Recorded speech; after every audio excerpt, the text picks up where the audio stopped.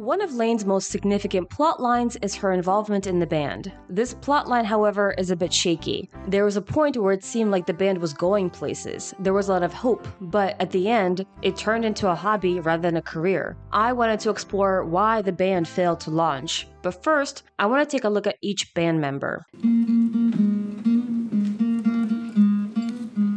I know I've previously devoted an entire video to Dave, but this will be focused solely on Dave's role within the band. Dave is the de facto leader, and I think that he functions really well as a leader within this band. Dave clearly loves music. He knows a lot about bands. He's also a self-proclaimed audio geek. He takes initiative as the leader. He's the one who reaches out to Lane about her ad, and he meets up with her and then invites her to band practice. So he makes executive decisions. Dave does a really good job of conflict resolution. Once Lane joins the band, they start practicing at the music shop in Stars Hollow, but they have to play very quietly. To resolve the issue, Dave takes Lane outside to talk. I know I've talked about this before, but I have to say it again. Dave's approach to the situation is masterful. First, he avoids making a public scene and criticizing her in front of others. Second, he's able to get her opinion and feelings on the matter candidly. He asks her what she actually thinks. And third, he doesn't automatically take Lane's side in this situation. Dave also seems to be great at reining in the band. When Zach has wild ideas like doing a jump kick, Dave tries to talk him down from it. Dave also calms Brian down when he starts to get nervous.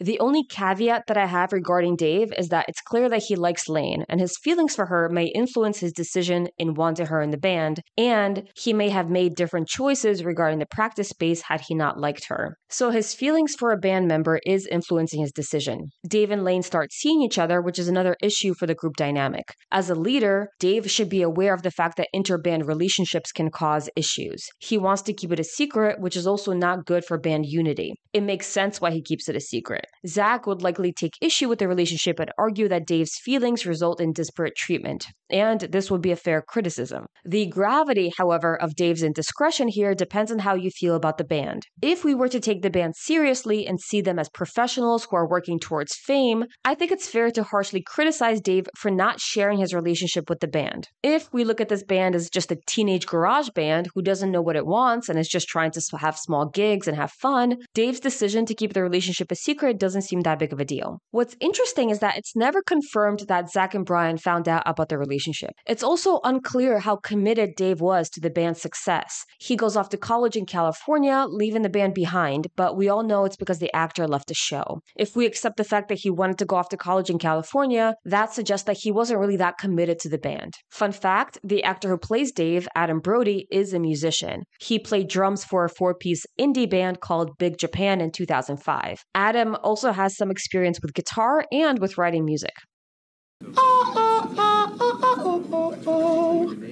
Wait, what? For this video, I'm only analyzing Zach as a band member, so I will not be looking at Zach's role as a boyfriend, husband, or father. I will analyze him as a friend, however, because I believe that plays into the group dynamic. Within the band, Zach is the sourpuss. He's there to add some challenges to the band and to create band tension. Far be it from me to complain. Since when? Don't be a putz. But you complain a lot. Before I get into this, I just want to say that I don't hate Zach. I think he turned out fine in the end, but when it comes to the band, it seems like one of his main functions was to complain. Someone had to do it. So let's get into the sourpuss behavior, starting off with the minor complaints. Zach criticizes Brian for calling plants by their specific name because it's not rock and roll. Zach also criticizes Brian when he tries to use coupons because that's also not rock and roll, which is kind of ridiculous when you think about it because they're starving artists. They all live in an apartment together. They have to scrape by to make ends meet. When the band meets up after Dave's departure, Zach seems to be the most hurt by Dave's absence. He says that their band meeting is lame and he wants to leave. Brian and Lane, in comparison, try to reassure Zach that all they need is a new guitarist, but Zach is ready to give up. Zach gets annoyed with Brian when he talks about the Bible, but later we see him repeating the same Bible stories to girls. When the band is playing at Jackson's inauguration, the band doesn't like the song that Jackson picked. Zach is ready to walk out because he wants to preserve his street cred. Meanwhile, the other band members are more willing to compromise. He's the most cynical at Mrs. Kim's Lunar New Year. Although, to be fair, he is dating Lane at this point, so he's under a lot more pressure. All of these things are not a big deal. It just shows that Zach can be kind of cranky and kind of cynical. It's part of his character trait. But There are some things that he does that are a big deal. Moving on to the big complaints. Zach is the first and the loudest to criticize their practice space and how quiet it is. Zach is valid in his criticism and everybody agrees with him, but it's the way in which he brings it up and the fact that he decides to abruptly stop practicing. This kind of gives the impression that he's uncompromising. Zach is also the most vocal against Gil when he shows up. Everybody is awkward with Gil, but Zach makes it clear in showing that he doesn't like him. He says things under his breath while Gil is there. Zach also puts his foot down and says that Gil is out, that he's not going to vote for him. And Zach is willing to accept the fact that the band might fall apart because of this decision. When Gil joins the band, Zach complains that they sound too perfect. Lane picks up on the fact that Zach's real issue is with Gil, and she criticizes him for it. This is an issue because it seems like Zach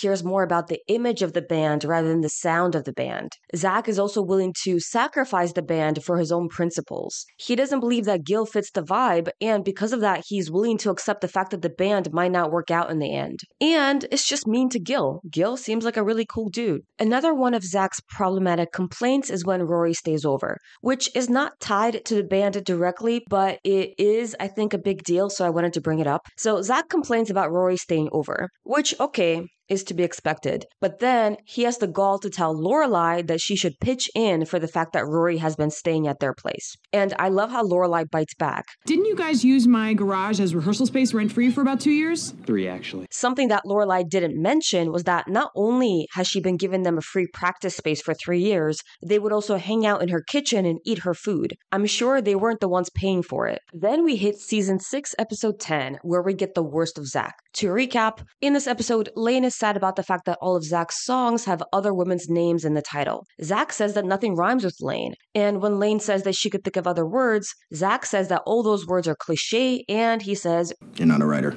The way that he says it is just so condescending and mean. Brian chimes in that he can think of plenty of non-cliche words that rhyme with Lane. Brian then ends up writing a song for Lane. Zach gets jealous, and instead of talking about it with Brian or Lane, he lets it fester. His jealousy is already irrational, but that's fine. I can accept the fact that jealousy is sometimes irrational. It's what you do with that jealousy that matters. The band has a gig where record label people will be attending. Zach buys the Gwen Stefani mic, even though everyone told him he shouldn't do it. That mic is not working, which is why you don't get something new right before a new performance. Zach then brings over Joel, a guy who's supposed to play on the tambourine. He doesn't tell anybody. Then, right before the band is about to go on, Zach says that he's throwing out the entire set, that they should just follow his lead. So here they are, about to play with his microphone not working, with a new band member, and then he's telling them that he's not going to be playing the songs that they agreed upon. They should just follow his lead. In my opinion, I think this was just a ridiculous plot line. We've never seen Zach acting this cranky and irrational before. Here he is clearly sabotaging everything, and his behavior is so extreme that the jealousy does not make sense to me. His behavior doesn't match the cause. It feels like it's coming out of nowhere. If the show hinted at a growing jealousy over a few episodes, then I could see how the entire situation could reach a climax in this scene. But one episode for this much drama just doesn't sit right with me. The band ends up breaking up, and Lane and Zach end up breaking up. The band does end up getting back together, but it's really hard to trust Zach after all of this. Another part of Zach's character trait is that he's kind of a ladies' man, although this characteristic is established later on. We see the first hint of it when he hits on Lorelai in season 3. As a band member, there are also some good things. Zach seems to be a devoted friend. He bickers with Brian a lot, but they bicker like an old married couple. Brian and Zach like to hang out, and it looks like Zach truly cares about Brian. When Mrs. Kim visits their apartment for the first time, Zach does his best to be a good host. When Mrs. Kim visits again, he's the one who quickly says, pause it to the video game. Another positive thing about Zach is that he really cares about music. Zach, much like Dave and Lane, knows a lot about bands, and he's also a songwriter. He sings, he plays the guitar, he likes music for music's sake. The actor who plays Zach, Todd Lowe, is a musician and actually started his career as a musician. The guitar and vocals that were on the show were from Todd. He had a band called Pillbilly Nights. He's also a singer-songwriter, and he plays the guitar and the drums. I also just learned that Todd Lowe plays Terry Belfleur on True Blood. I don't know how I didn't put that together. My mind is blown. On True Blood, I love his character. So if you don't like Zach, I recommend checking out True Blood. He has such a sweet character on that show. Don't worry about Brian. Brian is fine. Could you please pass the bulgogi?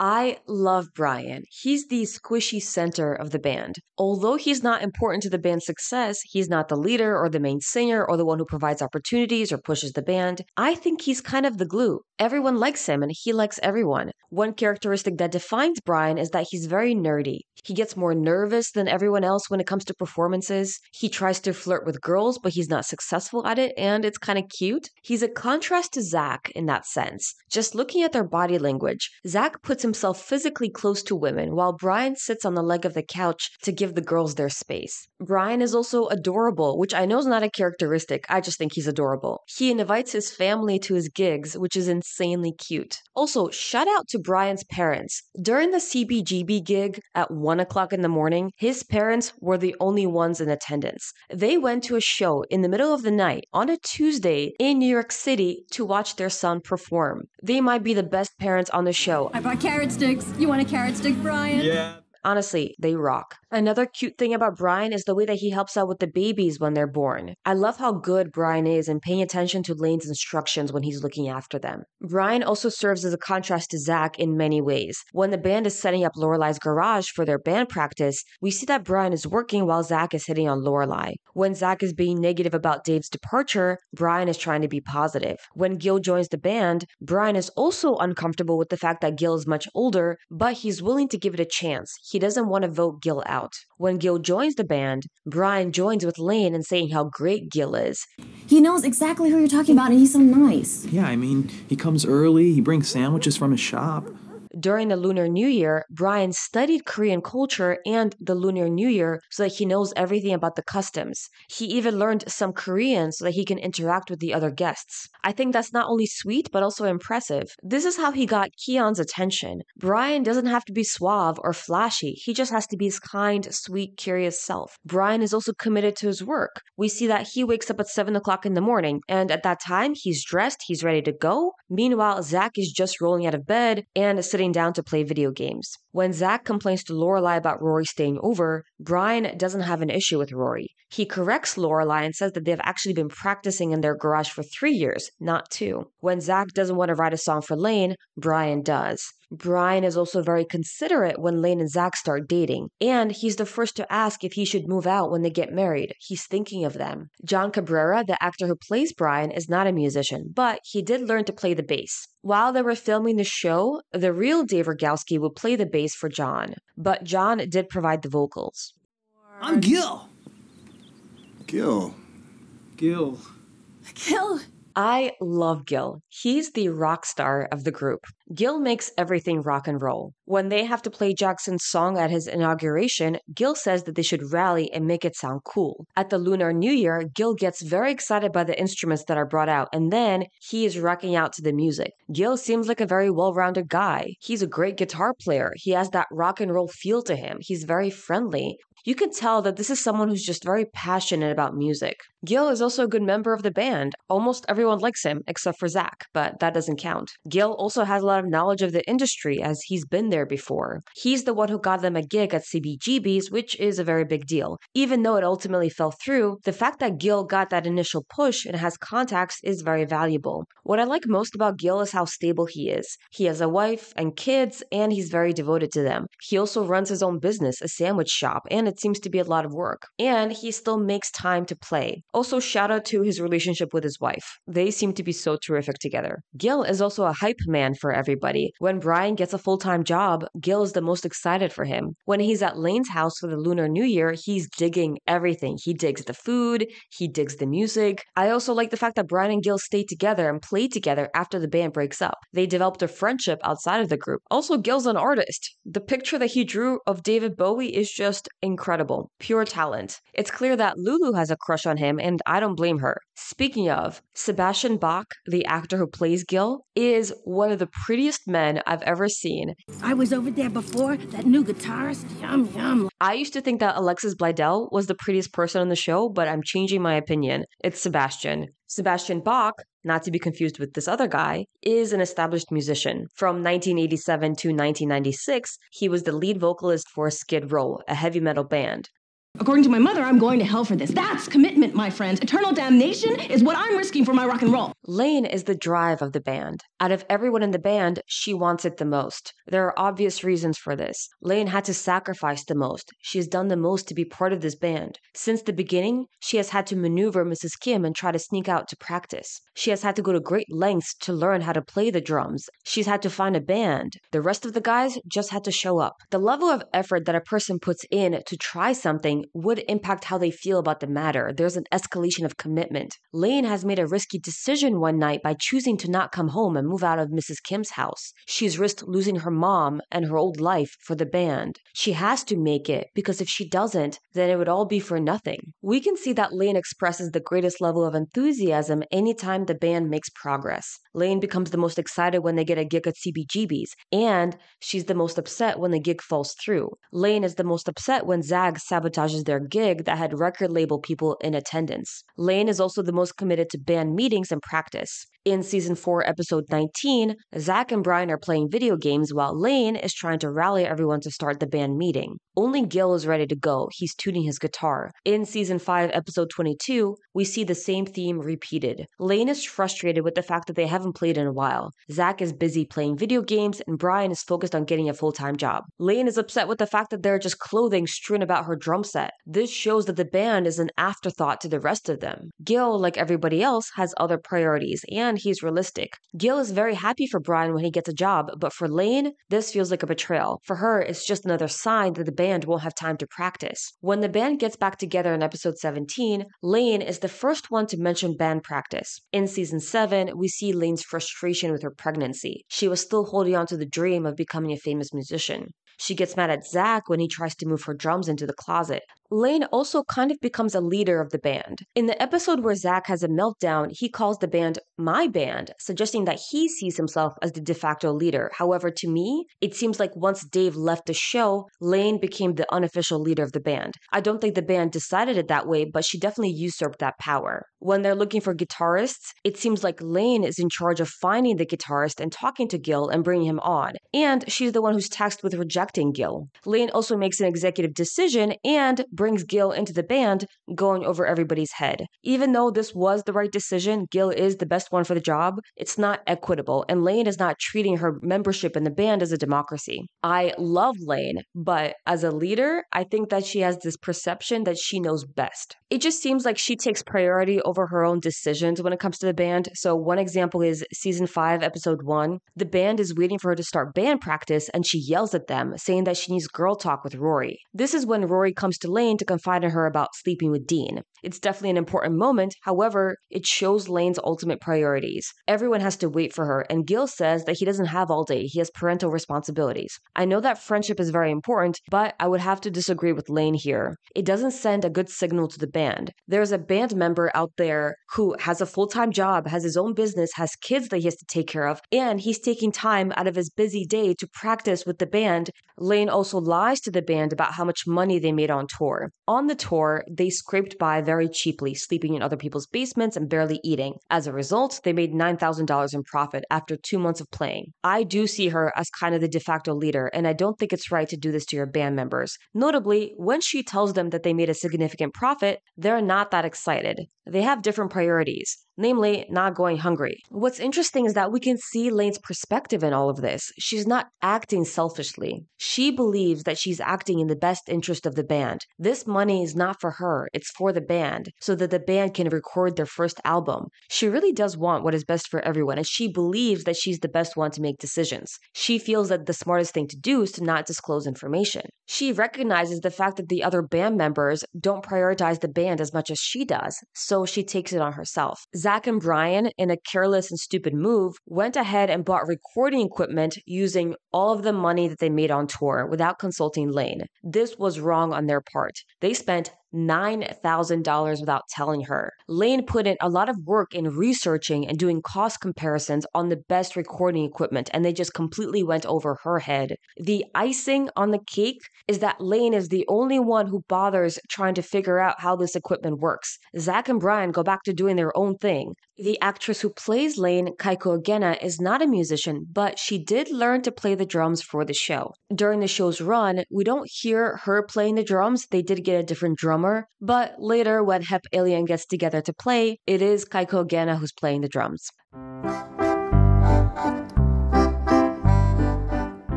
Before I talk about the band's decline, I want to talk about the band itself. The name of the band, Hep Alien, is an anagram of the name Helen Pye, an executive producer on the show and Amy's best friend. Lane Kim is based on Helen, so it makes sense that the band's name is from Helen's name. This is maybe an unpopular opinion, but I kind of liked Follow Them to the Edge of the Desert as the band name. I know it's very long and it's silly, but it kind of sounds cool. Now I want to talk about why the band failed. And before I get into this, I want to acknowledge the fact that success is subjective. Success is not about money or fame. Sometimes a band is just a band and they're successful by playing music. But for the purpose of this video, I will be taking Lane's definition of success for the band, which is getting a record deal and becoming famous. A criticism that I've seen come up on Reddit is that the band is just not that good. Within the world of Gilmore Girls, it's unclear how good the band is supposed to be. We don't see people being overly impressed with the band, nor do we see people mocking the band or acting like it's horrible. In universe, the band is likely average. I'm the last person to talk to about this because I am not a musician, so I know nothing. Another explanation for why the band failed is that Lane got pregnant. She was the driving force of the band and an important member, and now she has 2 babies. That's a lot of work. That's a good explanation, but it's not good enough. Lane has a huge support system in Stars Hollow. Her mom is excited and eager to help out with the kids, and she would drop everything to take care of the babies. Brian also cares about taking care of the kids, and he seems to be really good at it. Not to mention the fact that everyone likes Lane in Stars Hollow, and I'm sure everyone would want to pitch in and help out. So yes, there are 2 babies, but they have 2 parents who are very caring and very devoted, not to mention other band members who are devoted and willing to look after the kids, not to mention a grandmother who is very excited to take care of the kids, and an entire town who is overly invested in everybody's business and would be happy to help out. After a few years, there's no reason why Lane and Zach can't get back into the band. I think that when it comes to artistic or entrepreneurial ventures, anyone can be successful with the right mindset. And this is where the band falls apart for me. To me, it seems like the band members had different expectations and goals. Lane seems to be the most committed and passionate about making it as a band. She has the greatest drive and dream. I don't think the others have the same idea of fame. Gil is someone who was on the road to fame, but then he let it slip away. And now it seems like what he really enjoys doing is playing. He will accept fame, but it doesn't seem like he needs it to be happy. He just needs to play again. He has his own business, his own family. He doesn't need the money and success. Brian, to me, seems to be happy just to be part of something.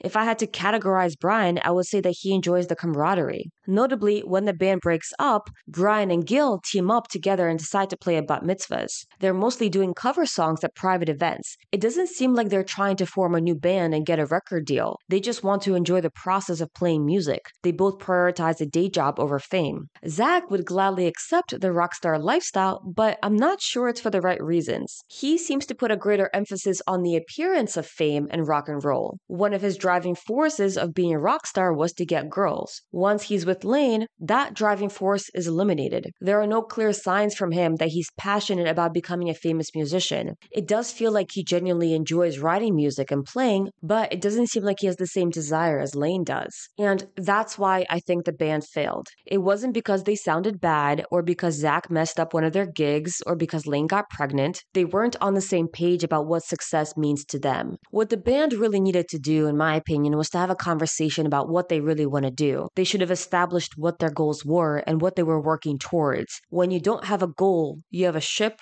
that's sailing out towards nothing.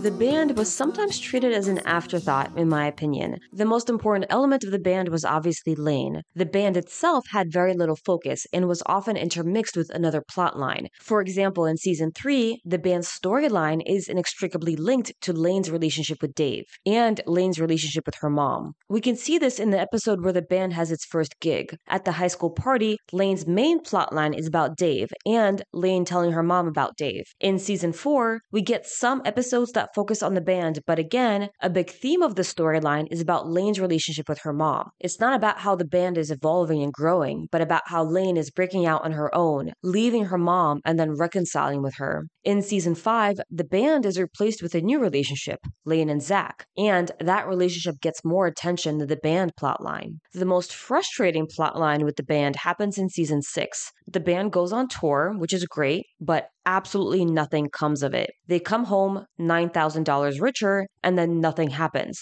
The money is gone in an instant. They buy recording equipment, which is mentioned in one episode, and then it's never mentioned again. They don't record anything, and they never talk about it. This plotline progressed Mrs. Kim's character and revealed more about the other characters, but it had no effect on the band itself. I would be so bold as to say that the band, in essence, disappears after season 6, episode 10. The band gets back together, but it really stops existing. I think the concept of the band is interesting, but it doesn't seem like the show wanted the band to go anywhere. So what was the point, right? The ultimate question. I mean, I guess the point is like, what is the point of anything? It's a show. It's meant to entertain. They introduced the band for entertainment. I think that part of the frustration that we experience as an audience is that we put on our own hopes and dreams onto the characters. We want to see Lane succeed. And when we saw this band, we wanted her to succeed within the band. But it looks like the show wanted to take it a different direction. The point of the band wasn't to show Lane's journey into her music career or showing how she fulfills her dreams. It looks like the point of the band was to fulfill Lane's relationships. One was to change her relationship with her mother. All the storylines dealing with the band are also storylines that deal with Lane's relationship with her mom. The other component is Lane's romantic relationship. First, we see her exploring her first relationship with Dave, and then it progresses to Zach. Perhaps that's not good enough for the audience, but that's the conclusion I'm drawing. And now to the most important question. Who is your favorite band member? Personally, my vote goes to Gil because Gil rocks. Oh yeah! Awesome! You guys rock!